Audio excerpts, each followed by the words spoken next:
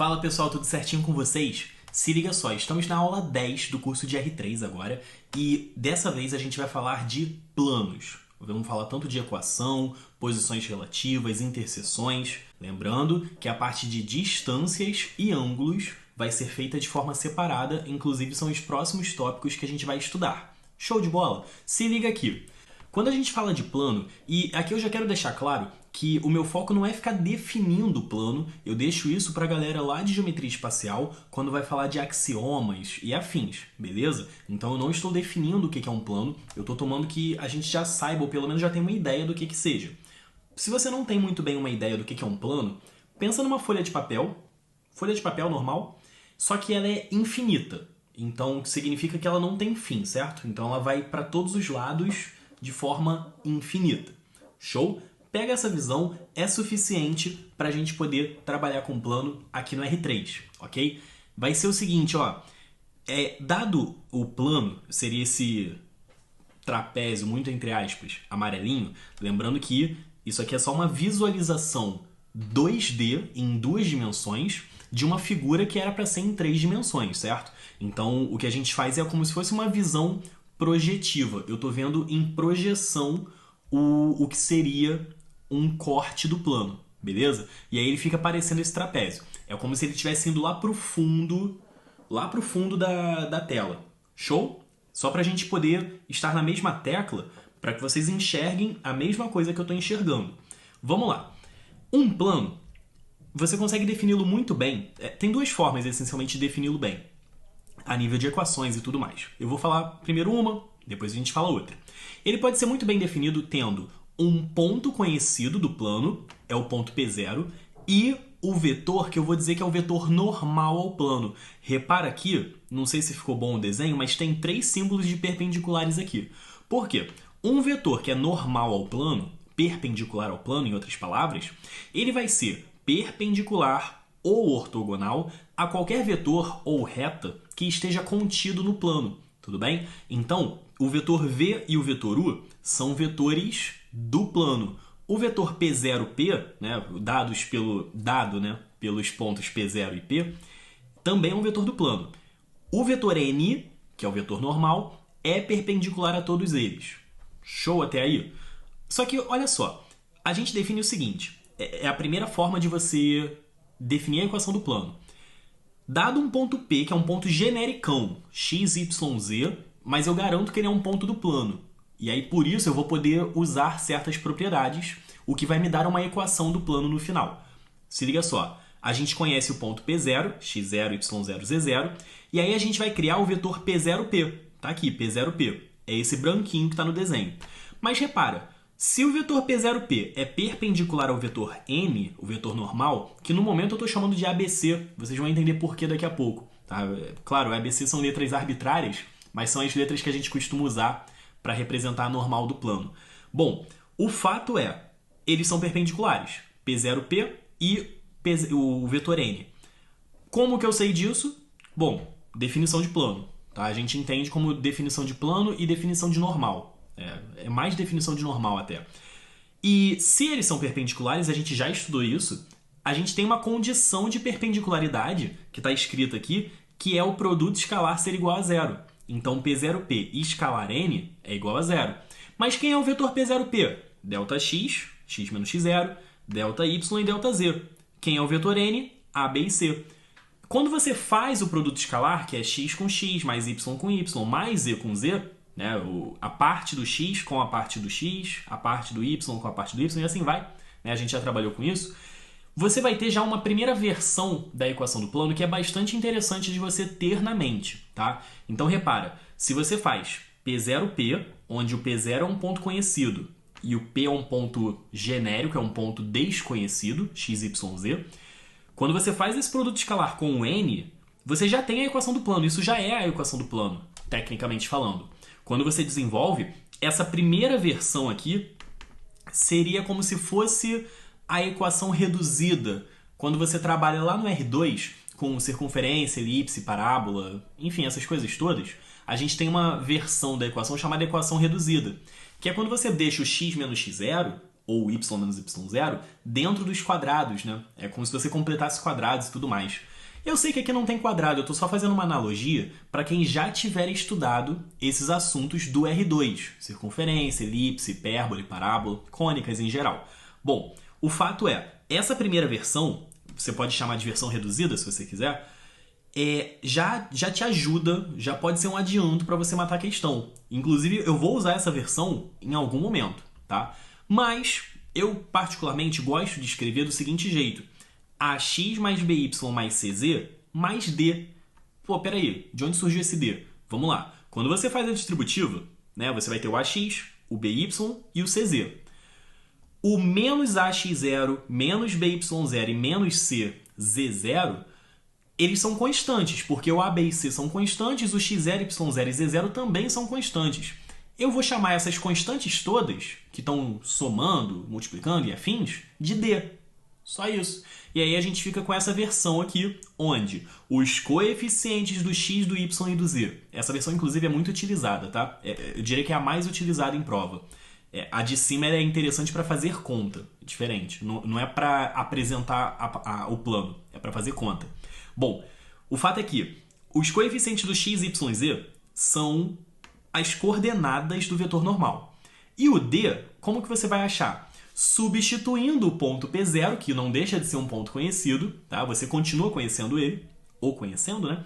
Mas você substitui o P0 para achar o D. Tendo A, B, C e D, você tem a equação do plano completa, fechou essa parte. Tudo bem isso? Bom, se liga só, vamos continuar. Agora tem uma outra forma de a gente representar o plano. Lembra que quando se fala de reta no espaço, a gente só tem a forma paramétrica, e aí tem aquela forma simétrica que é mais do mesmo, né? Não chega a ser uma forma nova, inovadora. Tá? É só você isolar o t. A gente viu isso nas aulas passadas, certo? Então, no caso do plano, não é diferente. Você também tem a forma paramétrica. A diferença é que o plano ele tem uma equação fechada para ele, que é essa que a gente acabou de ver, ax mais by mais cz mais d igual a zero. Ele tem essa forma fechada. Beleza? Então, se liga só, o que vai acontecer? Quando a gente fala da forma paramétrica, eu quero na prática escrever esse ponto P, que era dado por x, y, z, em função de uma letra só. Na verdade, a gente vai colocar em função de duas letras.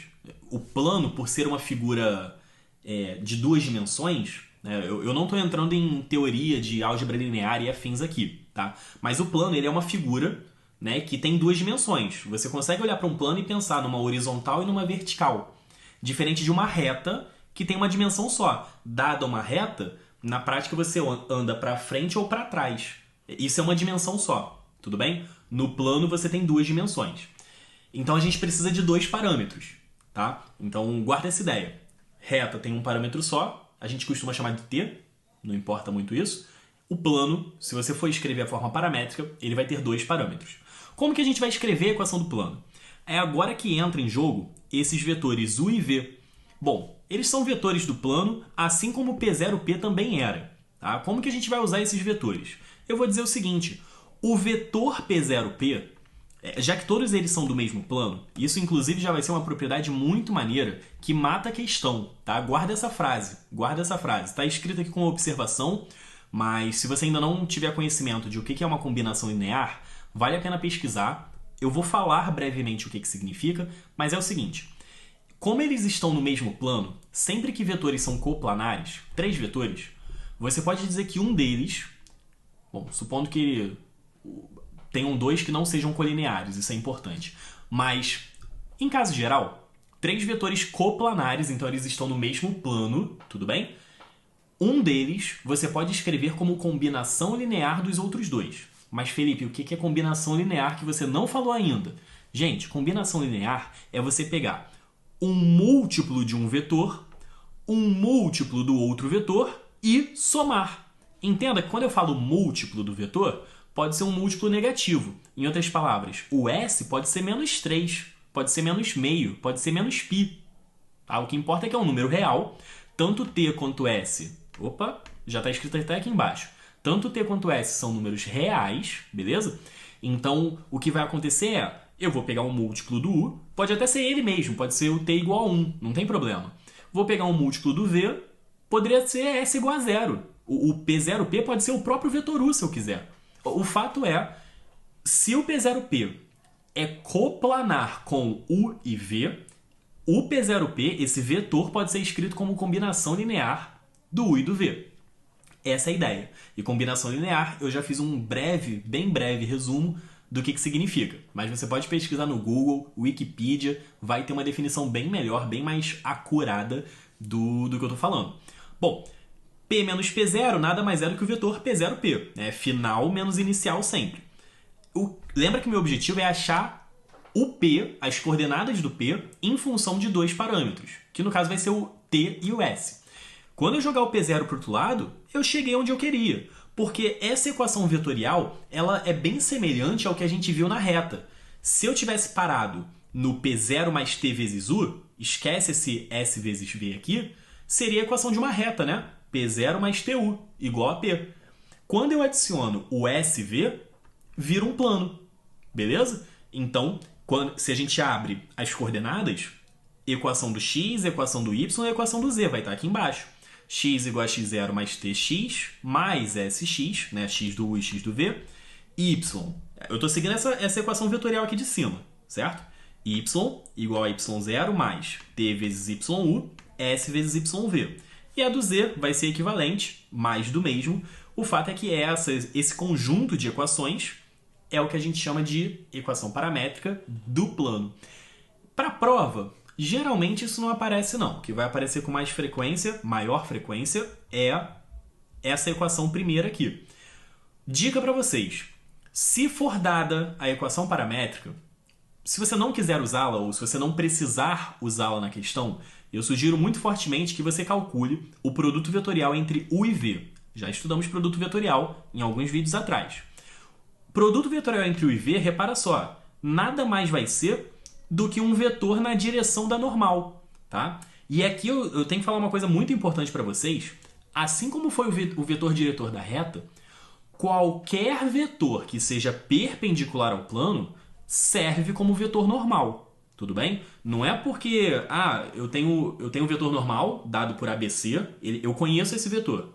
Não é porque eu multipliquei por 2, por 3, por menos 1, que o cara vai deixar de ser vetor normal. Ele continua sendo. O máximo que vai acontecer é, eu tinha um vetor normal original, conhecido aqui, eu posso pegar um outro vetor normal aqui, vou usar até meu mindinho para dizer que o tamanho pode ser diferente, o módulo pode ser diferente. O que importa é a direção ser a mesma. Esses dois vetores funcionam como vetor normal do plano. Eu vou parar com esse gesto aqui, mas enfim. Pegou a visualização, tá? Por que eu estou falando isso? É uma válvula de escape para você sair da equação paramétrica do plano e ir para a equação geral do plano, a equação... eu nem lembro mais qual é o nome dessa equação, mas a equação fechada do plano.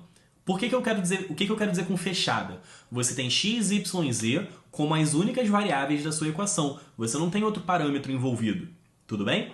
Então, com isso, a gente fecha essa parte da aula. A gente vai voltar no próximo vídeo falando mais coisas aí sobre plano. A gente ainda tem bastante coisa para falar. Beleza, gente? Então, aguardem as cenas dos próximos capítulos, continuem estudando e valeu! Até a próxima dica!